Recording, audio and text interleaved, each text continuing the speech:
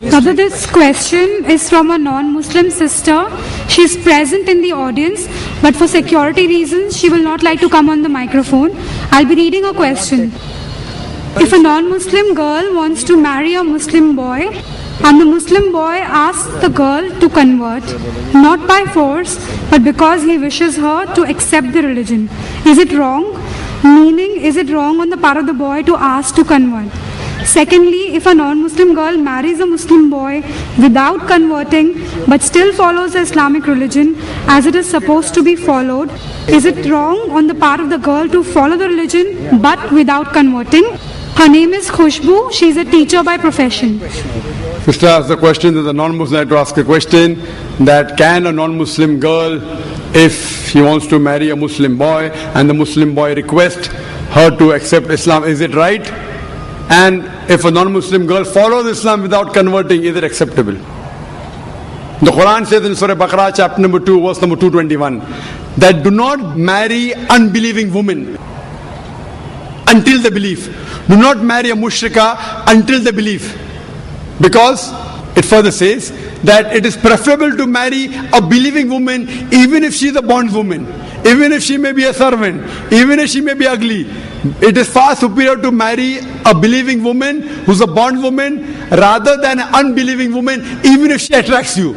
She may be the most beautiful woman, she may be a beauty queen, she may be the wealthiest woman, but a believing woman is far superior. So in terms of, is it right for a Muslim man to ask the non-Muslim woman to convert before marrying? It is not right, it is a must.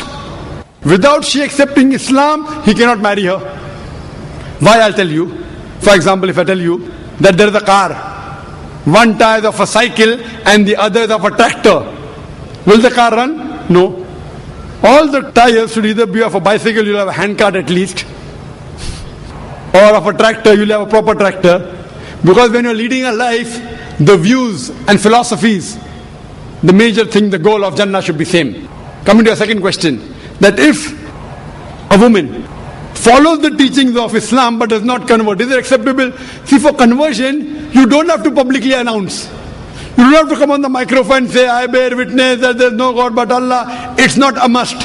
If you feel your life is in danger, if you say within your heart and tell it to Almighty God, you don't even require any witness. It's between you and Allah. So there is no particular ceremony that is required. But proclaiming is preferable so that the people in the world don't misunderstand you. But if you feel your life is in danger, if you proclaim to Allah only and keep it in your heart and follow, Alhamdulillah. Following is more important than proclaiming. It is preferable for the lady not to mention but yet follow Islam than to mention she has converted and not follow Islam. Have you heard my answer? It is preferable for a non-Muslim woman to practice Islam without proclaiming rather than proclaim and not practice Islam. Practicing is more important than proclaiming.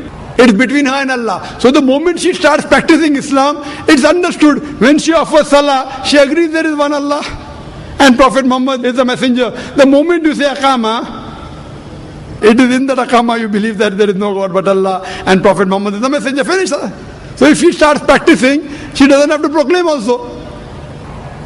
So if she wants to do the second, practicing is more important than proclaiming. But if she wants to proclaim, it is fine, she can proclaim. Hope that answers the question.